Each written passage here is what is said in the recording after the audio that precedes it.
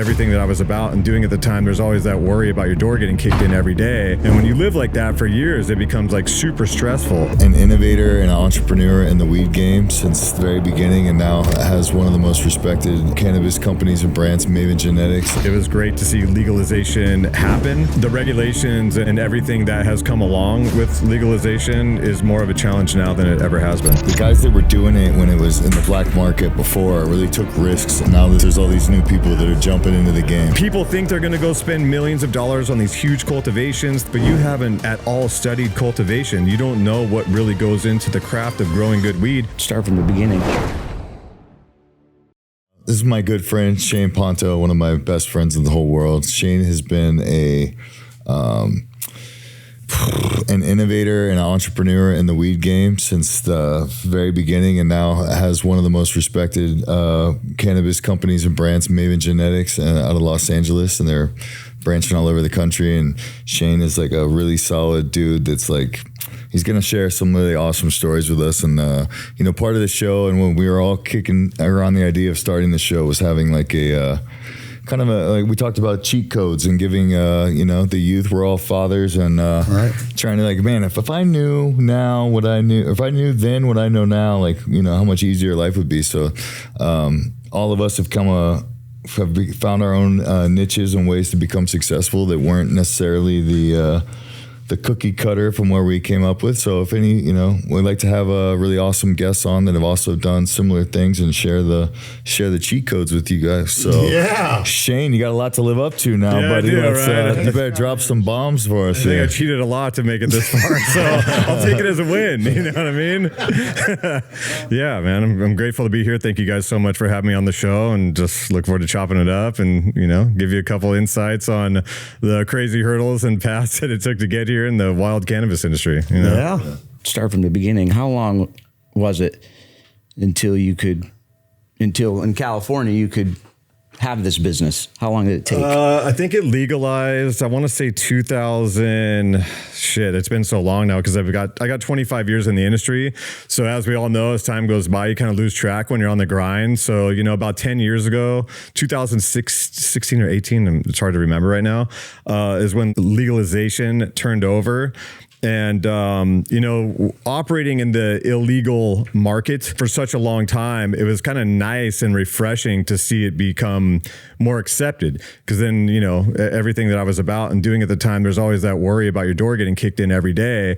And when you live like that for years, it becomes like super stressful. And you're always just crossing your fingers, hoping for the best, right? So, worldwide, with the acceptance of cannabis growing, it was great to see legalization happen. And, also with that, there's so many checks and balances that come along with it. Because even though it's legal, the illegal market thriving way harder than the legal market. And that's one of the biggest challenges.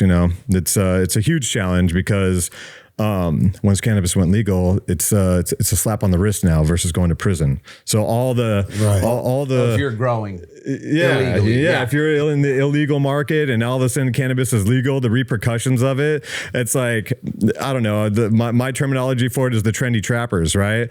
I see a lot of jewelry and a lot of things that are exploited these days with the new coming out into the works, into the cannabis industry. Right. And, for me, it's great. I wish them all the best and doing what they're doing to find passion and something to drive towards.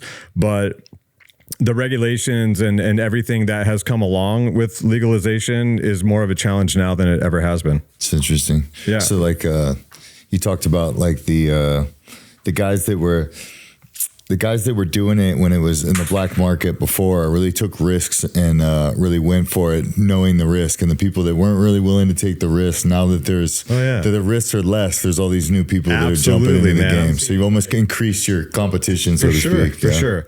And it's so overly saturated with it. And, a big part of this legalization is like the aggressive taxes, right? We get robbed so hard on taxes, so it makes the legal industry struggle to stay afloat with all the testing we have to do, packaging, like you name it, that comes with the price. Well, the illegal shops that are still operating, I think there's roughly around 4,000 illegal shops in LA thriving and not paying taxes, and good for them, because I come from that era. I get it. I used to vend to every single one of them in LA back in the day. It's just super challenging to compete with that, and the taxes that we get pulled from what could be our revenue, there should be a portion of that goes towards regulating those illegal shops, but it shows the corruption in the system. Right. It shows the pocketing that's going on, and it just makes the industry more challenging than ever, because they're thriving and we're holding on. I mean, it's no surprise that that you talk about the corruption and the regulation that doesn't get regulated, and it's just the tax loopholes, and it's like, well, of course California was the first state to legalize it. The king of corruption, you know what I mean? So these illegal shops, and you said packaging, is this just like back in the day when we were in high school and you're just buying a sandwich bag full of weed, or what are these shops like? I mean, are they as nice as the shops that I think in Massachusetts, when they legalized weed and this and that, I think they thought of what you're going to have a weed shop. They thought it was going to be a drug house. Right. You go in these places now, it's like a 5-star hotel. Absolutely. Everybody's trying to outdo themselves with the decor and how it looks. And they always, every time I walk in one, these new ones, I'm just like, damn, you guys, this shop is nice. It's real business with real design and real marketing and all of that stuff, Yeah, there's a ton of money that goes into it. And I think that's what's great, because the trap shops back in the day, which they still kind of are. I haven't visited any in quite some time, because I think I've kind of outgrown that phase and try to stay current in my lane. But I don't know, the aesthetics and just that leveling up to make it more consumer friendly is a great thing for the people that may have frowned upon the craft for such a long time. If you go look at the, reefer madness and like the stigma that cannabis has had on it for such a long time, it hasn't been the most welcoming, accepted product, I guess you could say, where alcohol and tobacco and many more have thrived and been accepted. And those substances have fucked more people up than any, like DUIs or lung cancer or this or that. I think people just overlook the benefits of cannabis, and maybe because the government hasn't gotten a grip on it like they have with alcohol and tobacco, it's been a challenge for them to find balance. So we just keep getting ripped off by the state. Well, it was never a good idea for them until they knew that they could make money off of it. Yeah. Wait a minute, you didn't tell us that. Yeah. You know what I mean? No. Sure, open the gates, let's go. No, the problem is this. They fucking know the rules. Yeah. They set the fucking rules. You can't compete against a market that fluctuates when they snap their fingers. This regulation is going to hit you in this facet. Your packaging is going to have to come in this facet. It's no different than the petroleum industry. It's not so much what it costs to get it out of the ground. It's all the bullshit regulation we have to go through here in California to make sure that it's okay here. Yet we buy everything else from every other country. That's just shit. Yeah. Including, I'm sure, cannabis and shit like that comes from either Mexico or Canada, like it did when we were kids up here on the West Coast. It's like, hey, get me that skunk bud, that red bud, whatever. And you didn't know what you were getting. Nowadays, I mean, I know, Shane, you obviously take tremendous pride in this, just talking to you about your brand and the serious conversation you and I had about how important branding is. Absolutely. And once you're able to put that in front of people and tell them, hey, if you're going to do anything, I'm going to tell you now, alcohol's not the way to go. I did it. I would rather kids be at least educated on this portion, that they don't go down the hard alcohol road. They don't go down the beer road. They don't go down these roads that we had to go through that are killing more people per day than cannabis has ever killed or will ever kill. Fact. Well, it's like we talk about like the regulations and all this stuff is supposed to be for safety. It's like all things now, and nowadays it's like they promote this or bring this new thing to you under the guise of safety, and then it immediately turns to taking away your rights and your freedoms or whatever. But it's like you guys have to go through all of that stuff and pay the regulations and stuff, and then you have the makers of OxyContin kill the hundreds of thousands of people, and they just get a slap on the wrist, continue to make OxyContin. And they'll keep sending prescriptions out all day long, no matter how fucked up you are. $20 million Super Bowl commercials. Hey kids, come get your next fix. Yeah. But by God, if you smoke any weed, you are going to hell. Because as kids, we were all told that. You're a drug dealer. You're this. The it's like, drug, right? Yeah. It's like, well, you're the gateway. Yeah, right. The gateway. It's like, no, this isn't the gateway. Gateway is a Snickers bars. Or, like in Texas, back in those days, you got your buddies in the car and dude in the back seat's rolling a joint. Some weed gets on the floor and some seeds, because there was seeds in the weed back then. And you get pinched. That was a big deal. That was a big deal. So it was kind of a pain in the ass. I can't believe I paid for this shit and this nice packaging with all this testing, and there's a fucking seed in there. You could go to jail. Your life was fucked. Like prison. Big time. Right. For a fucking seeds. quarter ounce of weed or some seeds, stems. depending on where you lived. Yeah. Like prison. And you could have been just fucking some kid. And now you're in prison. And the wild thing about it. And I also think of this. What about these cats that did go to prison and then the law changed? And they're still in there, Did though. they say, hey, I guess... They're still in there. I asked a buddy of mine, he's like, they broke the law when that was the law. You know what? That's ridiculous. I almost feel like every time there's something huge like this, we find out obviously 20 years later. If you look at like the DARE programs or the drug, the weed in the high schools, Mad, Mothers Against Drunk You Driving. think about all this shit that was when we grew up, that was just shoved down our throat. Guess what fucking era that was during? The Epstein shit. Talking about the generation that got lied to the fucking most was us. On every facet.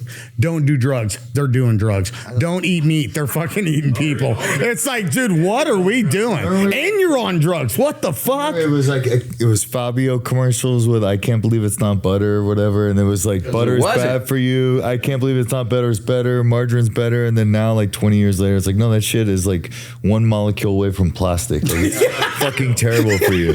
And before that, it was like the food pyramid, and like the food pyramid. When I was in my 20s, I went to school for personal training. I had to learn about nutrition and all this stuff. And we're studying the food pyramid. And it's like, it says that you're supposed to eat like 1,100 grams of carbs. It's probably not the right number, but like just some retarded number of carbs. And it was like, oh no, they created this and they put it in the school system to boost up the agricultural sales or whatever for our country or whatever. And it's like just straight lies. But then fast forward 40 years, people are dying of diabetes and all this other shit because of all the stuff they put in it. Yeah. Right. And eat a stick of butter. Go right ahead. Get good butter. That good plastic stick. Yeah. Plastic stick, right? Yeah. Because if you accidentally run across some packaged marijuana, you're going to go to hell. I mean, it's just the scare tactics they've used on us forever. I mean, I was petrified as a kid. I remember thinking to my parents, my God, if they find out if I smoke pot, I'm going to hell. We're going to kill Then I you. found out all the parents were smoking pot. I was like, holy shit. Yeah, on the low. You know, always on the low. They'd be like in the garage or somewhere in the backyard hiding from their kid and shit. You know, I remember going to like friends of mine's house that parents were smoking and, finding old roaches and shit. And I'd be like so scared of it, or someone smoking around me and the smoke would come by me and I'd be like ducking it and shit because of what I was told as a kid. I was like, you grow up a little bit and you see the light a little bit clearer. You know? I was talking about seeds and the weed, and we always had a saying, like we used to call it 70s concert weed. Yeah. You know what I mean? Like, is the weed, because I read some things and I don't know if it's true, is it stronger? Yeah, absolutely. So these kids that are starting earlier, it's not your grandfather's weed, so to say. You know what I mean? Like, watch your ass, like, because you're going to be fucking looped out. Yeah, the craft of cultivation over time has improved so much, which I think actually makes this industry even more fun and challenging, because when you're surrounded by people that are good or great at their craft, it kind of levels you up a little bit to stay in with like the current times of where the industry is going. And that's what I really admire about all the brands. I really don't care about competition. To each their own. Like, do what you do. Right. I admire everyone for what they do because they're obviously there for a reason. And then when I get to see what people are doing, I'm like, I'm almost inspired by it because I'm like, oh, fuck, I love that brand. I love the quality they're putting out. And I hope I can match that or do better. So it's like you're always on that upward trajectory on just putting your best foot forward and maintaining a level of integrity for good quality. That's kind of what we've been all about from day one. Business or sports, you're always competing. Right? Exactly. Yep. If you're a competitor, if you're not, then what are you doing it for? You want to be, to me, any brand that's worth looking at, whether it's one of your competitors or not, it's always great to be able to look at that, not to judge them, but to measure yourself what they're and go, doing. okay, we need to level up. Like you said, we got to level up now, or they're leveling up. And pretty soon, there's only a couple brands that come to the top. For sure. And I know the way you feel about yours, Shane, talking to you, you're like, listen, I'm not going to compromise shit. This is my brand, period. And I love that. Because it's agriculture, But right? you've also been through both periods. You've Absolutely. been through the shit out of the trunk. The way these kids really think, they hear a couple rap songs like, no, buddy. Hey, which one did you like better though? Which one? Yeah, what's it? Trapping or the legal way? I love the financial support that the trap era offered, because we were doing it at a time where the market wasn't saturated. We were willing to take the risk, and the circle was small, and you didn't really boast about it. You weren't being flashy. You were just kind of like on the low doing it. And now everyone's just like these trendy trappers coming out. I got the packs and like all this shit. And it's funny to me, like it's jaw rule type shit we said earlier. I still think it's great. Like, go ahead and do that, but like that era for me was so long ago. It's nice to see people reliving it, like it's great, go ahead. Like everything comes back that's around. A compliment. Man. Yeah, I think it's a beautiful thing. Like, run it. I miss that era. I'm glad you guys are living it. But me, there's like certain mindsets, and I want to build like a $1 billion empire. You know what I mean? Because we are on the front line of prohibition. We have established ourselves to go through the war to get where we're at today. Many, many years ago, we're like not starting right now and entering the phase of legal cannabis. We were doing it for so long. Yeah, the pioneers of it. And there's guys way before me that I pay a lot of homage to, especially guys up in NorCal, up in Garberville, Mendo, like Humboldt, like those guys, half of the brands in SoCal were probably made with those relationships up on the hills. So like, I take my hat off to NorCal, all the guys way up there that have put themselves out there, that lived a lifestyle within their family, that passed down farms. Like, I've been up there so deep where people heated their house off their oven and just left their doors open, and that's how far back they were and disconnected. But they grew huge farms. I was very blessed to see gigantic fucking plants and what it's like to grow on an outdoor level. I think in LA, we're more hiding in warehouses and just trying to keep it cool and blend in with the rest. And that's kind of us staying under the radar back in the day. So, You said something earlier at lunch that hit me, and you were talking about, I'll probably butcher however you said it because it was cool, but you were talking about how before it was legal, when you went outside and smoked a joint, whoever was willing to light the joint, you had like this, you guys had like this inner like child, like we're doing something bad, like vibe, and it had like a bond with them, right? Absolutely. And then now it's like, it's the cool thing to smoke weed. And then the other thing I was going to ask is, we were talking about before about how when it was illegal, the people that were actually doing the work were taking a big risk. And then when it became legal, then all the people that were 1 foot in, 1 foot out came along. But what about all the people that in like the corporate, Wall Street companies? Because I've seen that a lot where new people that don't even smoke weed have no real interest in the brand, but it's an investment opportunity. They jump in the brand into the business, and I would think that floods the market and kind of screws things up for a couple of years, or maybe not. I don't know. How did you feel? Or were those funny too? No, I think it's interesting that the larger companies with the big money are coming in, looking at us as a business, right? A profitable business, hopefully one day when the taxes aren't so ridiculous. But just to see big money coming in, it's nice because we've been developing our portfolio for such a long time to hopefully build the value to team up with a lot of MSOs, like the multi-state operators and the big money coming in to help support the dream that we've built, right? And then there's the other hand of it where people think it's quick money, right? They want to get into the industry. They see dollar signs right away. Like, it's not the fucking green rush. You know what I mean? Like, this is a different game. And people think they're going to go spend millions of dollars on these huge cultivations, thinking that they're going to fucking take over and make all this money. I'm like, but you haven't at all studied cultivation. You don't know what really goes into the craft of growing good weed. I've seen it time and time again, $50 million facilities. I've walked through them, tried to develop partnerships, and people straight up just grow weed, right? We on a connoisseur level don't just grow weed. Like, we have so much pride for the craft that when we do go through different strains and try to, vet quality and what we want to put towards the brand, if it doesn't hit, because again, it's agriculture, you only have so much control of what you can do. We'll sell it in bulk to the market to go do whatever that market wants to do with the, legal licensed companies that want to come in, use it for their own product that they're trying to white label for. There's so many dynamics to it, but at the end of the day, I welcome the big money to come in and see who's who and who the real players are that have operated clean and have value to the brands that they've built. And then there's the other side, like I was saying, is like all these big honchos come in and they think they're going to get the big warehouses, they're going to take over, they're going to sell the best weed at the cheapest price. I've seen that model fail time and time again, so I don't worry about it. Right. You know, like when you get a good partner, you get a good partner, and they understand the up and downs that come with it. And you know, the big dream of taking over the world, like you go ahead and do that. Right. You know what, Shane? I got a question. Just have you ever worked with any like veteran groups?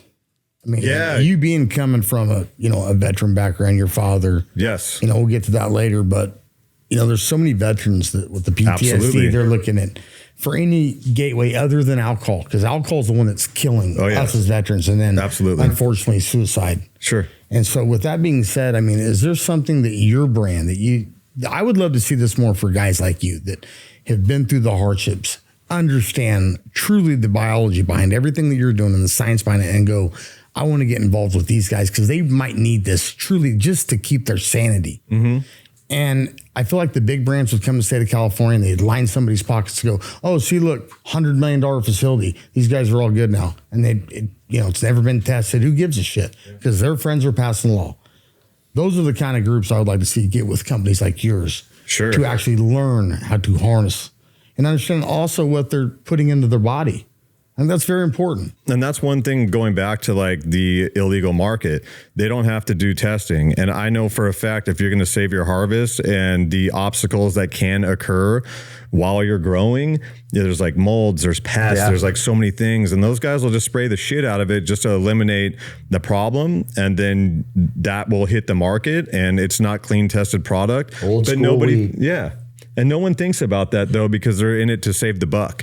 But later down the line, if you keep consuming product that isn't tested and clean, like what we do, I don't know all the repercussions of that because we're not that far into it. And I've lived in that era too. Can't be good. You know, no, it can't be. It's just like food and everything else. You know what I mean? It's agriculture. That's a hard decision to make. You know, even if you're a good person, like, oh, I'm going to lose this fucking It's a lot of money. 1,000 to 10,000. What do I do here? $2 grand a pop.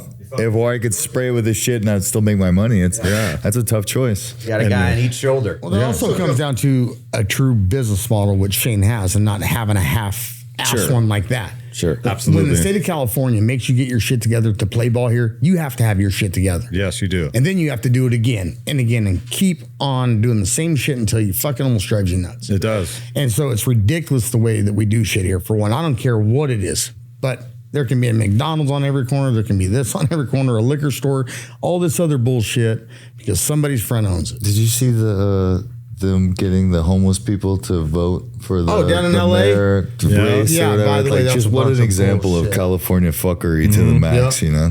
A lot of fuckery going on out there. A lot of fuckery. And many different levels. You know? Yeah, we talk stay in our lane. right? We talked about this a lot, Shane. So staying in our lane. Here's the problem. Yeah. This whole state's fucking out of control. It's There is nuts, no man. lanes.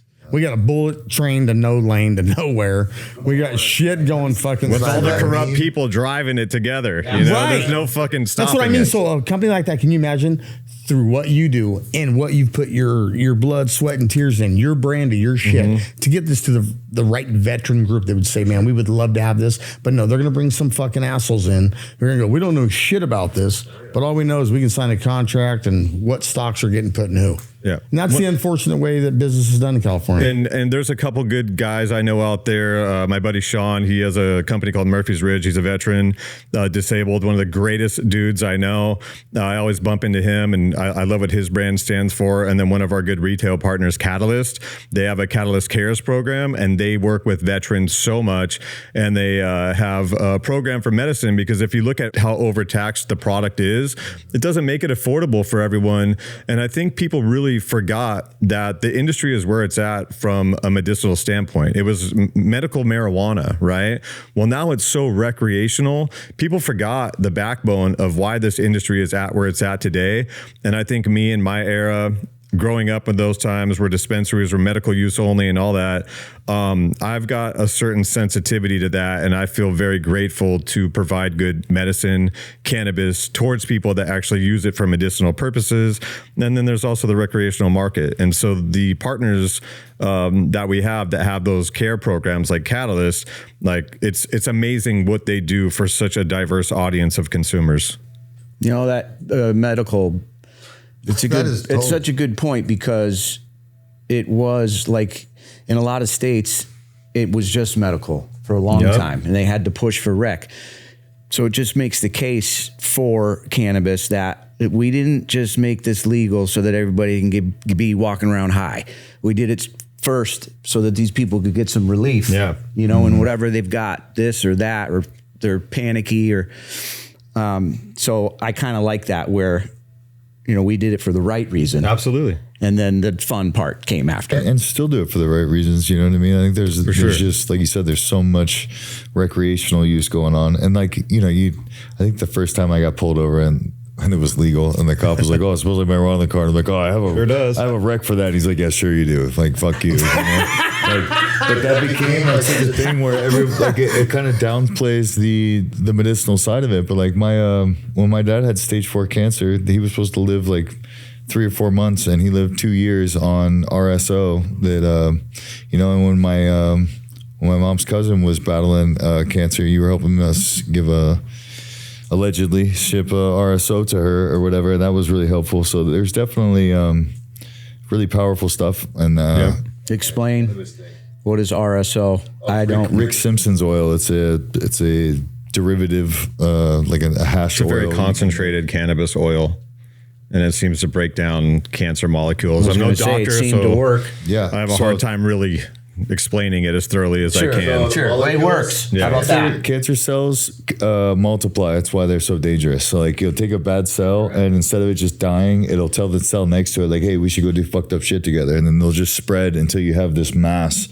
And THC, one of them, either THC or CBD, one of them tells them to die, and the other one grabs a hold of the one next to it and tells the other person to die. So it ends up with my dad's cancer. It started in his lungs, went to his nose, his neck, his just metastasized. I think that's what they call it, metastasized, where it spreads all over his body, his blood.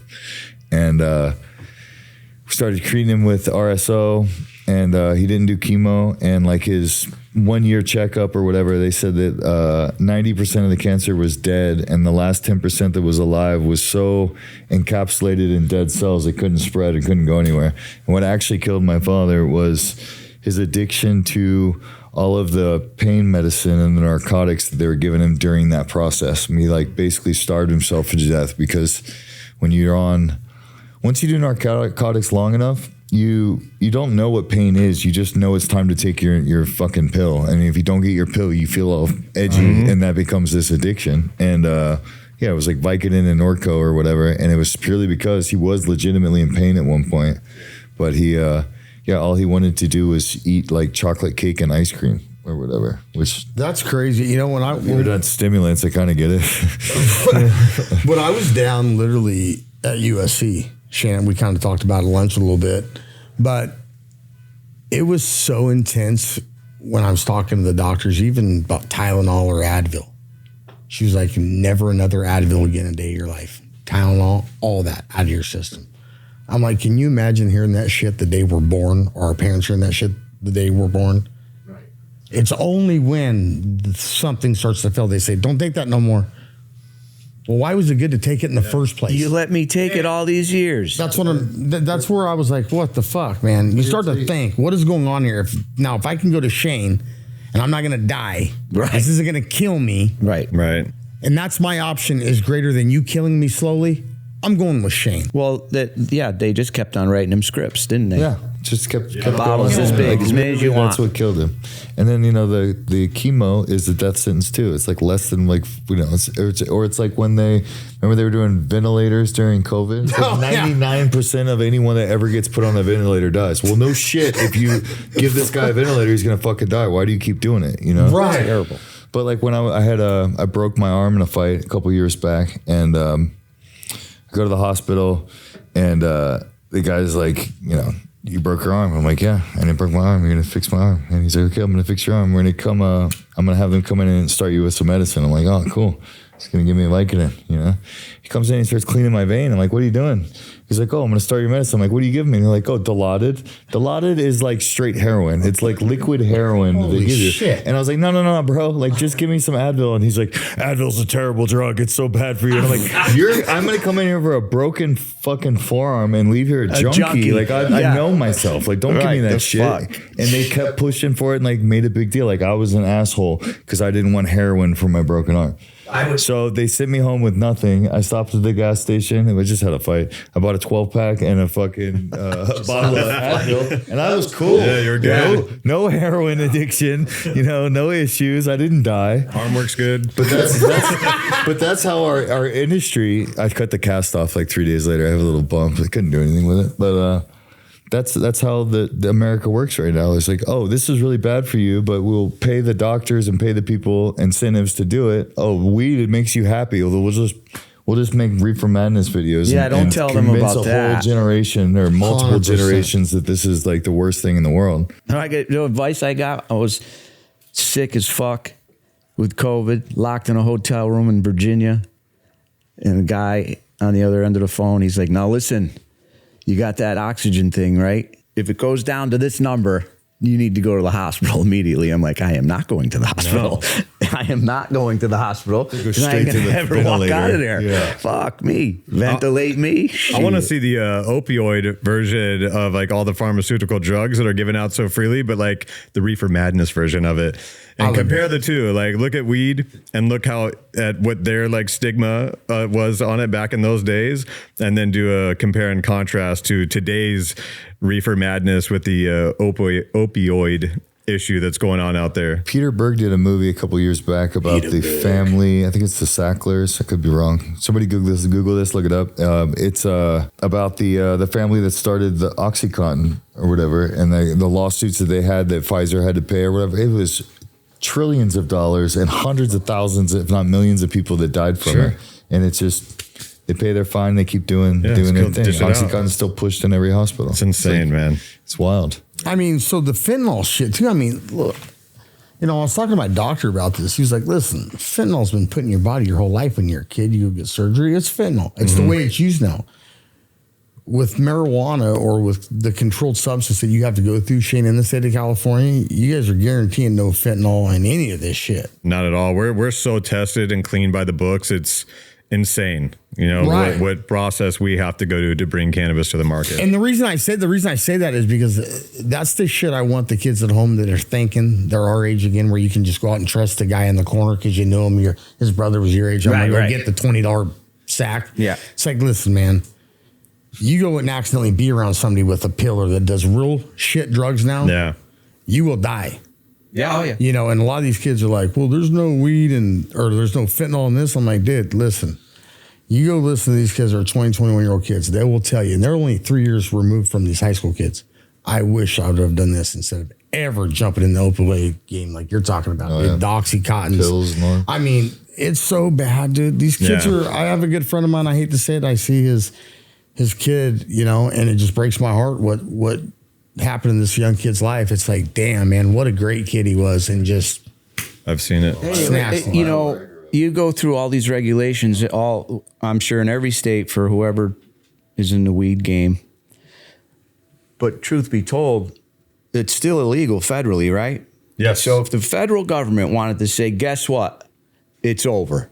Yeah. They couldn't they? If they got a boner. Now, it would never happen because the fighting and all that, they would go to court forever. But truth be told, it's federally illegal, no matter what state it says it's legal in. If the federal, that's why, if I'm not mistaken, the banks, it was hard to work with the banks in the beginning because they're FDIC. And the federal government, in our eyes, that shit's illegal. You can't bring your money to our bank. What's the matter with you? Yep. A guy I knew in Las Vegas, he worked for a armored car service that was only hired by the weed shops. Like 3 weed shops would pay this guy for this service. He'd come and pick up their bags of cash. Oh, yeah. holy shit. Yeah. And then they'd go and bring it wherever the fuck they brought it. And look at that. Then it's like, okay, we're going to legalize it. You're going to be a legitimate business, except you're not allowed to have a bank account. Right. You're not allowed to have anything, but you better not do anything fucked up. But you can't have any money. You know, when we first started it, you'd go in a weed shop, even in Massachusetts, it was cash. Now they have this weird little loophole where, I got my ATM card. They use it like an ATM card. They round it up. So if you bought $55 worth of weed, she charges you $60 and gives you $5 cash. That's how they do it in Nevada. Strangest shit. Yep. That's how they do in Nevada, too. Okay. But yeah, if the federal government woke up with a boner to go bust everybody, I think the owner of High Times, I was at a convention recently and he brought that topic up, and it's, it's a relevant thing, but I hope they see the financial writing on the wall that they could benefit from. And I think there would be a lot of balance, hopefully, if it were to become federally legal, and there'd be more checks and balances versus the fuckery that's going on in California. I wonder if the federal government, you might have insight on this, is the federal government getting a piece of every state? They have to, bro. They have to. That's why they don't come knocking on the door. If you look at it, how many green states were there a long time ago? And Not now many. if you look at the whole U.S., That they're is almost true. all fucking green states, So it's like they wouldn't allow that to happen if it wasn't in their benefit to one day say, hey, we're going to allow this to happen. You got some hardcore old school blue states still holding the line. But there's not many. Yeah, but they don't open up the fucking door for you apparently in Vermont, so fuck them, dude. And that's one thing I could say that's pretty fucking dope to see is like, that's one instance where I could truly see that the people's voice like rising up to say, we're just going to keep doing this whether you fucking like it or not. And then all of a sudden cannabis becomes more and more and more accepted. And that's why almost the whole United States is green friendly now. So, I like that movement. I'll take it. I don't know if I'm ever going to be able to look at another election the same. I'm just going to look at it all green. Like, every state you're... We're winning in this lane. When I was a kid, like you weren't allowed, like smoking cigarettes was bad, drinking was bad, smoking weed was bad. So I was like, what's up with these cigarettes and this weed? Try them all. Beer, And like my kids, like they know I smoke Find out for pot. myself. They know I smoke pot and they know I smoke cigarettes, and like they've never had the urge to want to do that. That I know of, and I don't think they ever will. It's just such a different paradox from when we were kids and what was cool. And what the kids today are seeing. If you like And we didn't have as many things that were cool. No. Yeah. That's what we had. Yeah. 18-year-old Jerry, who had a fucking jean jacket on and fucking smoked Marlboro Reds and had a little nickel bag on him. You ever trying to bang your mom, you're like, what the fuck? I couldn't sit in my room and scroll on the phone. Mom's home, Jerry's there. What the fuck? And it smells like weed again. Yeah, here he is. With his dirty denim jacket, Febreze sticks. Yeah, right? This is real shit. Oh my God, dude. So let's talk, Shane. I mean, we talked about a little bit of lunch. So your father, Yeah. being obviously an ex-military man, 2 Purple Hearts. Yes. Love to hear you talk about your father. And He was a great man, and I learned so much from him, the discipline aspect of things. Just the way that he taught me as a young man was like very tough love, right? And I don't think I really got to understand that until like my later years in life. But the coolest thing about my father when he was alive was he would talk to me like a friend and a son at the same time. So I got to learn how to be friends with my dad and respect his word, which I wish I was more mature, like we all want to grow into, I guess you could say, to understand the knowledge that he gave me at such a young age.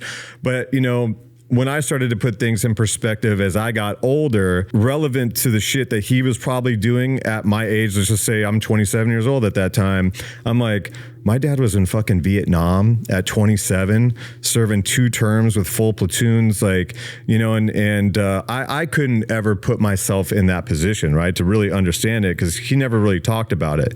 The one thing he would just tell me is, just listen to what I have to say and don't ever let me bury you. You're going to do all the dumb shit. And he would always give me good guidelines of, there's lanes in life that the system wants you to be in. He's like, you're allowed to step out of it a little bit, but just don't go way over here. So he always gave me a little flexibility to be an idiot. And then also learn that I was an idiot to be right back in my lane. And then when I was really thinking about it, for a man to provide a great household, bring me up with the discipline and the beautiful life that my parents were able to offer me, for him to come home and be able to structure that for us, to have alcohol as his His vice. Yeah, his vice, but to still be a good man behind that. He was never violent. He was never abusive. Was he stern and had a presence? Absolutely. But he was able to do that. It was just really sad to see his vice over time take advantage of his body to where he was, deteriorating with the, kidney issues, liver issues, like all the stuff that I had to witness with jaundice, and watch like the strongest man in the world that I knew start to wither a little bit. And then I lost my dad when I was 30, and he was so against cannabis because he always wanted to have control. He was kind of like, if anything is going to happen, I want to be able to act on it. And that was like an old era where the reefer madness mentality thing was relevant, and alcohol was always like so accepted. Right. So you're still fine. You can do whatever you want on alcohol. Exactly. But you can't on weed. That's what they wanted you to believe. That's what they you're wanted gonna fall you to asleep think. and the baby's gonna touch the stove, and it's because you were high. Yeah, and it got to a point to where like his appetite was decreasing, and he's like, fuck it, like when you're that late into it and you're just like, whatever. I remember smoking a joint with my dad and my mom and like trying to see if it would gain his appetite back, but it wasn't quite working for him. But it was cool that I get to cherish that moment. I think I still kept the roaches in like a nice little box that I could go reminisce on and like embrace that moment. But the alcohol just deteriorating people's bodies the way that I've seen versus the medicinal benefits cannabis has. I think I'm just grateful to be in a lane to help people more, and hopefully divert the experience that I got to have with alcohol and my family member and losing them versus hopefully expanding somebody's life. Right. Well, that's the thing I find awesome about that, because, like I told you at lunch, that happened to me in real life, in real time, with my kids witnessing that. And I wish there was something that could just snapped. Right. There were signs way ahead of time. I mean, Joe and I talked about it a little bit today. He was like, fuck, man, I didn't realize you were that bad. And I was like, I did. And I told you, Shane, I said, pretty much, I was killing myself. It was just a slow suicide. For sure. And looking at life like that now, I think, God, how sad the fall from grace could have been from, this man that tried to take care of his family, and I'm going to die because of alcohol. Fuck that. Never again for me. Sure. Ever. Period. And so when I hear these stories, from Joe about his friends like you, Shane, that started this brand, I'm like, man, I just wish the narratives when we had grown up would have been a little different. Right.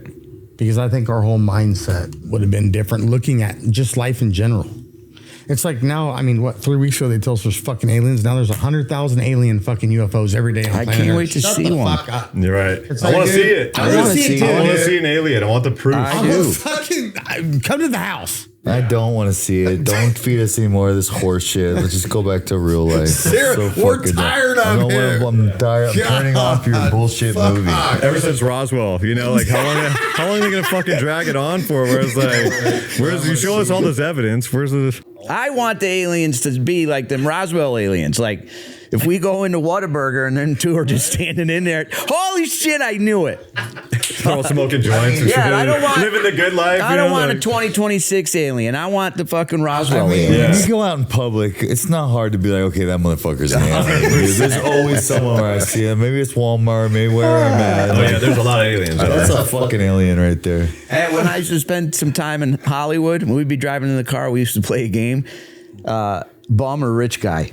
Just be some guy. You don't know some of these guys who have tons of dough. You're like, bud, you don't have to shower or nothing. That's your game? Bum or rich guy. Yeah. Or homeless or rich guy, whatever it was. But I see some of these cats that are loaded. You're like, this fucking guy doesn't have $4 in his pocket. I'll bet you. Nope, billionaire. Doesn't have to do shit all day. Went from the couch to the car, going to get a coffee.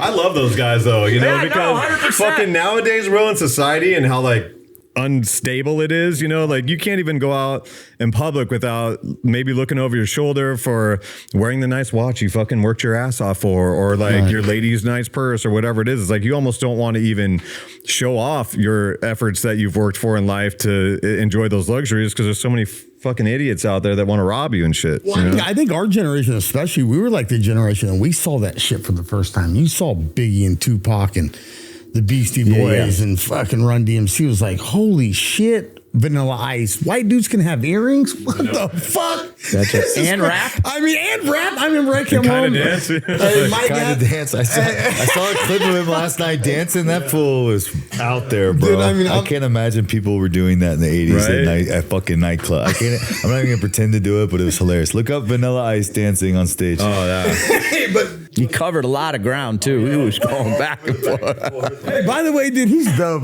I fucking love Vanilla Ice's shit, dude. He did the Running Man like no other, man. He fucking nailed that shit. I sat next to him on a plane one time. I was at the terminal. I'm like, who the fuck is this guy? Yeah. Every older woman in the terminal was all over him. Like, let me get a photo. And I was just like, God, he looks familiar as fuck. Sure enough, he's sitting right next to me. Oh, yeah, guy. I remember you.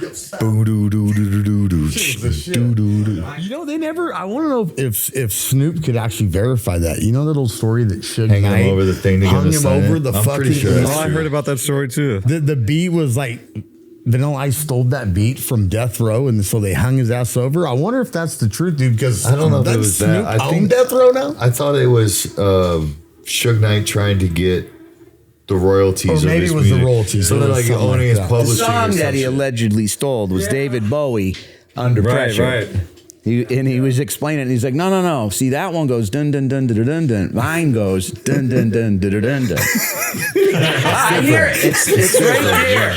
It's right It's like trademarks, like a certain percentage you can get away with it, Still was a right? big song. Oh, buddy. Oh fuck, dude, MC Hammer, bro. Fuck. In the 90s, that dude must have fucking run Miami. He was the my fucking man of Miami. He's You know, probably after he still the man of after he Miami. went away, I read he was like world champ jet skier. Really? Yeah. Who, MC Google Hammer? it. No, not Hammer. Vanilla Ice. Yeah, bro. No, Vanilla Ice does the Moto X shit. I think he did good like, in yeah, Florida. was it like X Games or some shit? He did like, it was like a dirt bike Whatever he rider, did, too. he did it well. Yeah. Yeah, he's a pretty gnarly. I know he's into that the motocross shit. He's always been into old cars and shit like that. Which That was we my love. first tape. Was Vanilla I mean, not my first CD, Bro, my you first realize tape. this shit is my on first TV Oh, your forever, cassette? The first bro. cassette? tape was Out fucking loud, Vanilla man. Ice. Vanilla Ice. My first CD was fucking Humpty Vision, fucking Sex Packets, the Humpty Dance. I saw. My mom took it away, but she saw the cover. It had a condom on it, and it said Sex Packets. What are you doing? And took that shit away. It's like, it's the Humpty Dance, Mom. I won tickets on the radio and a limousine ride to go see Digital Underground. Oh, that's dope. Oh, that is so sick. That's epic. Dude, Shock G. One of the old school OGs, dude. Tupac was the opener. Well, that's how him and Shock G. And I read later that he was, they had 1,000 openers. But when he wasn't doing his 3 songs, he was working as a crew guy. Oh yeah, making it happen, baby. You got to get the grind on. Yeah. So, Shane, what was your first song that you were like, do you remember that song? The first one, you're like, I'm going to sell my first dime bag. What song were you playing, bro? I don't know, man. I think I listened to like a lot of like Suicidal Tendencies, because I grew up in like my Tweener. young era was like all the skate and surf community, or like punk rock and like reggae. Like I was into like those music genres a lot when I was younger, and I think that's what kind of like. I don't know. I was just very in tune with that, being a big beach bum and surfing and skateboarding. And I don't know. I think for me, music is like an emotional feeling. Like however you're feeling, you kind of listen to the shit that you're feeling. And I don't know. Suicidal Tendencies Yeah, as they a were kid. fucking awesome. DRI. Oh, Metallica was a big yeah. influence of mine. I don't know. I'm like music schizophrenia when it comes down to it, because it's kind of however I'm feeling. I'll play that shit. And my Spotify is wild. When you listen to my whole music playlist, it's stupid. My kid always busts my ass. He's like, Dad, your genres are all over the place. Yeah. I'm like, dude, I'm an 80s, 90s guy. That's what the fuck it was, dude. We went from that to this. Who do you think started alternative? Yeah. My generation, you're welcome. That's not an alternative. It's called this now. I don't give a fuck what it's called now. I'm going to tell you what it was called when they invented it. Dude. One of my favorites in that era, or like the 80s, I would say, is Milli Vanilli. You know what I mean? Like, how the fuck can you be a celebrity musician and not even be a musician? You just fucking lip sync the whole time, and you dance and like had beautiful hair and like did that whole thing. It's like, how did they get away with now that? It's like the auto-tune thing. There's lots of people that make there's a lot of Milli auto-tune. Vanillis out there these days, you know? One of those guys took his life because of that. Right? Or dude, they could have been a CIA assassins or some crazy shit. Go deep on it. I'm not. Look into it. I think, honestly, I think there was a podcast I think Wheeler Walker Jr. did where he was talking about... He's the best. Dude, I think he was talking about freaking, what's his name, dude from Kentucky, Sturgill Simpson. He's like, man, Sturgill goes, ex-military guy, and gets out, and he's like, here where he goes, somebody dies. It's like that Garth Brooks shit. Now there's that shit coming out on Garth Brooks. I'm like, fuck, dude, I'm afraid to watch that shit because literally there's a guy that wrote a book about the whole Garth Brooks murders, and this dude's still alive for now, but I don't know, dude. This is real? Garth Brooks murders? You didn't hear about this? You haven't heard about it's massive shit, dude. I don't know if it's massive shit. No, what they're claiming. I mean, what they're claiming him to be is like, somebody, look it up on YouTube. There's somebody that like went along, and every city tour stop Garth Brooks has ever had, like his whole career, there's been some unsolved murder that happens to like the same type of person in every single town. That's the don't go to one of his shows. I mean, shit. To be fair, you could probably find an unsolved murder in every single town every day of the week in the United States. You know, not in Worthington, Massachusetts. I'll tell you right now, no fucking way. Well, some of the places you go on the road, dude. Oh God. Where did the hailstorm? What happened during that? I mean, just the tornado. Oh, it was in Dodge City. Yeah, Dodge City. And as far as you could see, nothing, flat. Don't mean like not a house. There was none of that, but just land forever. And then one of them, Dodge City storms comes in. They got Route 70 closed because of the tornadoes. The sky was like purple, lightning I'd never seen before, and we drove in it. We were just ahead of it. It felt like we were riding a wave.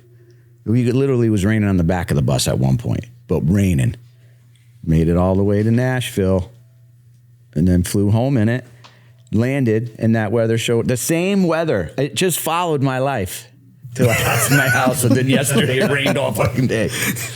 And then I came back this way. That's one thing I never want to fuck with is a tornado. Like earthquakes are scary because us in California are always like, when's it going to happen? But it never really does. And you get a jolt and you're like, oh shit. A tornado is like something you're like, I grew up in Ohio and tornadoes are like a normal thing. Like Tornado Alley is like, doesn't quite hit Dayton, Ohio, but it's like right there next to it and adjoining. And we'd get them like every year. Where like multiple times a year the sirens would go off and have to go hide in the basement. Yeah, I have a heart for people that happened to, but I will say this: I'd love to see one like from off in the distance. Like holy fuck, look at that. Fucking from in a movie theater. Yeah. I don't want to be nowhere near that. Massive destruction. Where I grew up, I had a couple hurricanes as a kid, some big ones. Like, wow, this is really happening right now. And then it comes to the eye. It's just destruction. Yeah. Everybody's hunkered down, and then there's a break when it comes to the eye, and you go outside, and the sky is moving like 100 miles an hour. That's crazy. It's insane. Then here comes the backside. Yeah, I don't know which one. They all suck. Earthquake, tornado, or hurricane. They're all bad. They were all bad. I'm not a fan of any of it. I'm just going to... Where'd you got the... how'd you guys come up with Maven? What is that? Oh... there was a time in like the cannabis industry where I saw like a lot of people using the word connoisseur, right? And it was so butchered because everyone was a connoisseur. And I was like, all right, just thinking about it and, trying to come up with a good concept for the brand and being inspired by other companies that have a special logo that it says a lot without saying too much, And when I looked at my team and what we're all about and just bringing the best quality forward, I looked up in the thesaurus a different name for connoisseur, and I came across the word Maven, right? And Maven means connoisseur, experts in a specific field and one's of knowledge. And then when I looked at the abbreviations that it could be like MVN and, just trying to be creative and like, create something that makes a good impact without saying too much. I pitched it to my team, and we all kind of liked what it stood for. And we ran with that and trademarked it, and built the brand from there. I like how you said you looked at everybody in your team and you were like, "Yeah, that's us." Yeah, those because words right there is us. And that's how I felt my team were. Like I have some of the greatest partners I couldn't be more grateful for, because we all like divide and conquer and wear different hats, and many different hats, I guess you could say. And I think we could all sit at the table together, almost like a band. You know what I mean? Creating a song, like there's a process that goes along with that. Yeah. And I feel like we have a pretty good cannabis brand, I guess you could say. And we all can agree to disagree and continue to push through all the checks and balances that we can develop. I ask because like when you go into like one of these big legal shops now, there's so much packaging, so much packaging, and everything's bright and colorful, and cookies and this and that and whatever. It's like over the top, and it's like, for me personally, like I'm not going to know the difference probably off bat of any. It's all going to be good weed. So like how do you come up with your brand? And like yours isn't the over the top. It's like classy. It's like Versace vibe to me. When I see it, it's like underplayed. But everybody I bring you up to or say Maven, they all know exactly what it is. And I do like what you guys. Thanks. You guys do, but the industry as a whole, like if you get I don't know, just how they do things. Where sometimes I'm like, I get charged, just because this is a cool can or some shit, but also like a lot of the safety features of trying to get one of these fucking things open. Components, or it's like you can't even fucking open it yourself. I swear, it'll be a hot minute before I'm like, or I'll just give it to Daniel. Can you figure this thing out? 2 pushes here, fucking. You're just sitting here trying to figure it out. Unbelievable, but the packaging is, some of it's over the top, but some of it's classy. Yeah. Developing the brand, there's like it's very competitive, right? And everyone's trying to make a statement. I kind of look at maturing in life, right? There's phases in life that you outgrow. And when I look at alcohol, right? Like alcohol, there's certain brands that have maintained their space on the shelf for a long time because they branded themselves well and it was timeless.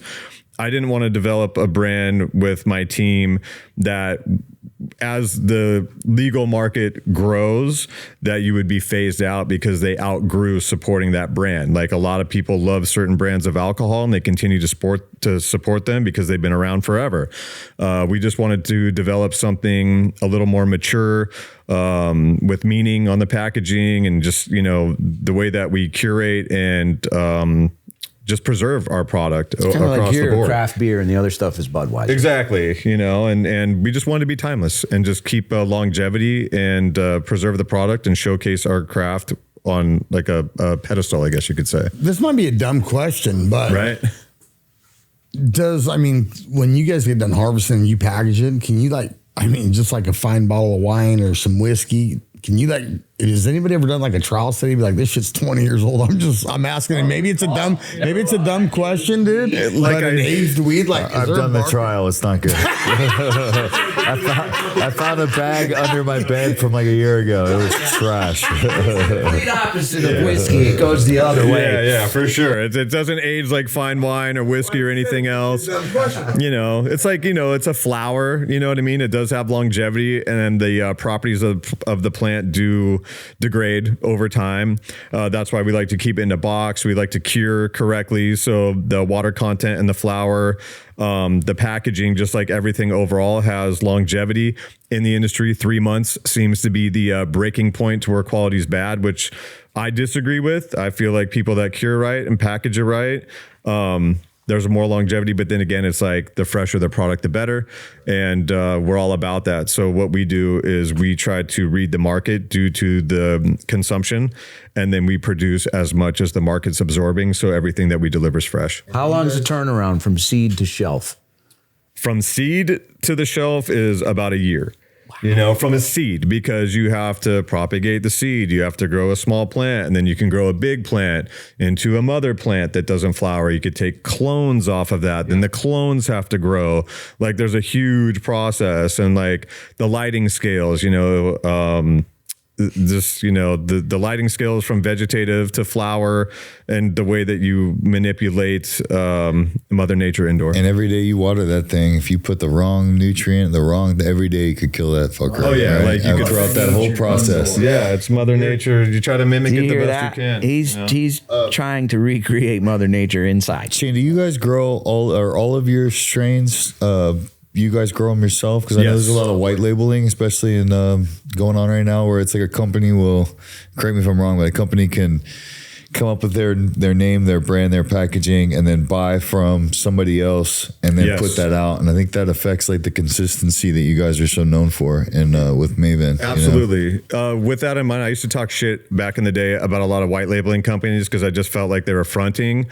But at the end of the day, as I matured to the industry, those brands are actually saving the farmer's ass that want to continue to grow and be a part of the craft. So my perspective changed a lot because there's a lot of great growers out there that don't want to have a brand. They just want to put out great flower for other brands to buy from them.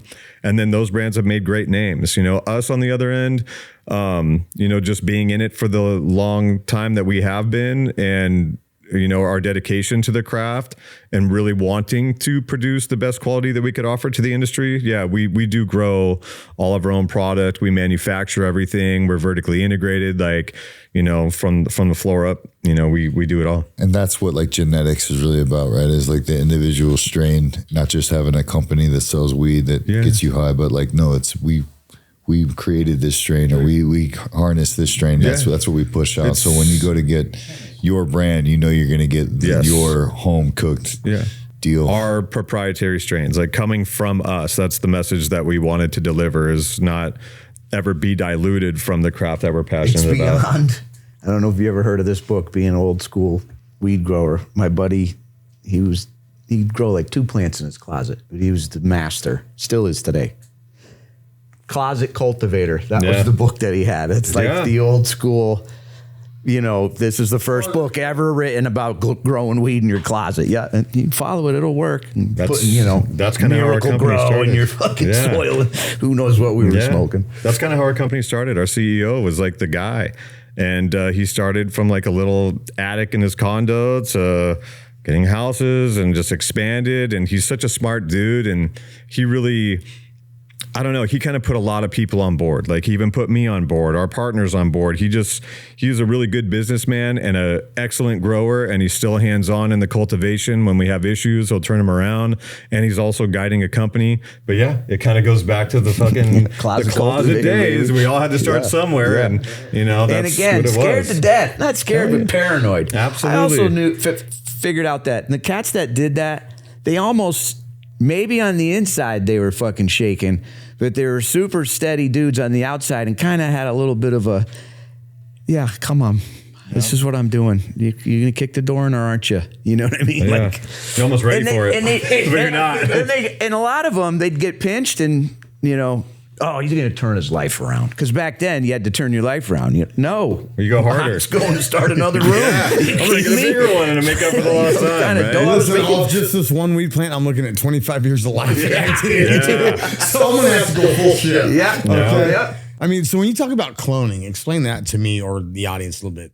So Shane, when you say cloning, the cannabis plant allows you to cut it at a certain point of its growth, and you could dip it into a rooting hormone, and then you plant it in whatever your grow media is, and then it'll reroot, and you could produce, it's like gremlins, you know what I mean? You water it and they fucking keep growing. And it's the exact DNA of that plant that you took. So you could potentially grow one, pull your clippings off, and then from those clippings grow another mother plant from that same one? Or does this one keep going forever? You could just throw them out, because sometimes like they grow so big, they get out of control, they could develop diseases, and all kinds of shit can happen. If you keep taking, it's like generations. Is this final last one not so much as the first one? I could see that. Sometimes the strength of it in the beginning doesn't translate with longevity, so you got to be ahead of the curve, and that's why we always try to develop new genetics and stay strong with the product that we put out to market. Help me understand G13, because when I was a kid, that's all I heard about. That was a great strain. G13. explain how the 13. I can't even explain that because I was so young at that time when it was a popular strain like cat piss and things you just don't even hear of anymore because the industry has evolved into genetics, right? That all the landrace strains or nostalgic strains, like you don't really see sour diesel so much anymore, or lemon haze or Jack Herrera. Like you don't see any of those strains out on the market. You know, damn it! All those names, my head was just spinning. They're out there, you know, for the real heady guys out there that know what's up. They've probably kept it, but the industry's so fast paced and turning over with that new all the time that people are coming out with new shit that is valued like weed was back in the day. There's still hype behind it where people are getting, you know, $4,000-$5,000 a pound, you know, for the hype shit that's coming out right now, which is great. I like to see people making their money off hype and riding that wave. I remember the good old days of getting $7,000 a pound for OG in the Valley when it was very rare. And I'm so grateful to live in that era when the Bubba Kush was a thing in the San Fernando Valley and the real OG. I mean, I don't see anything like that in the market today. And I could understand why it had its value because those are the golden days, man. I was going to say, that had to be the funnest fucking time. Oh my God, bro. The cat piss. Spot on cat piss. Yeah. It reeked. You stuck your face in that bag. If anybody, you better been to that lady's house and got too many cats. Yeah, and that's what it smelled like. It was like pungent and just like, what the fuck? For real. It was wild. That's awesome, dude. Yeah. So what college did you go to, Shane? I went to Irvine Valley College and Cal State Fullerton, and I was selling weed in college. And then as, you know, I got more acclimated to not sitting in a parking booth all day because my dad ran a bunch of properties in Orange County and he's like, you're going to get a fucking job and you're going to help me out. And I was like, all right. And it kind of disciplined me to do homework because I hated that shit and I had to sit there for 8 hours. And then as people were leaving the parking booth, I could see who was smoking weed. And then I had my buddies that were selling it in Orange County and I was like, hey bro, give me a QP. And I broke it down into eighths and I put them all in envelopes. So everyone that I started to meet, I started putting weed in these envelopes and it looked like they were paying their monthly parking pass Amazing. fee. And then I built that up from there. Entrepreneurship, you know? that is great. And then I, you know, met more people and more people that were moving like 100 packs and, you know, leveled up. And I quit the parking booth, had a good stack saved. And I looked at where I was at and I was like, I can go get a house now and grow in it. I think it was like 23 or 24. And I found a 4-bedroom house down the street from my family. So it wasn't too suspicious. And I told them I had roommates. I had fucking... They don't talk, but they're cool. Had the electrician show up. I had 2 rooms going on with the old school bucket systems, the ebb and flow. And my little office I had as a veg.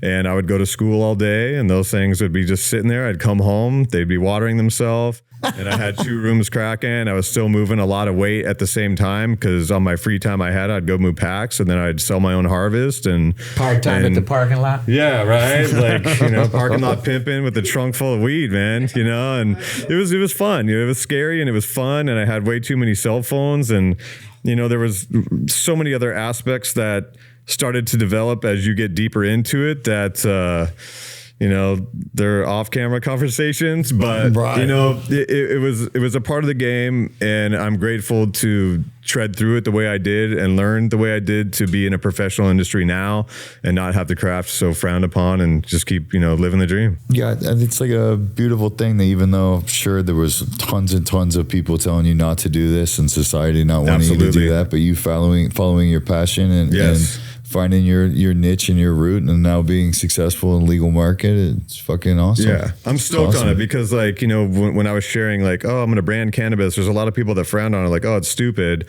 Like I said, it's like alcohol, tobacco did it.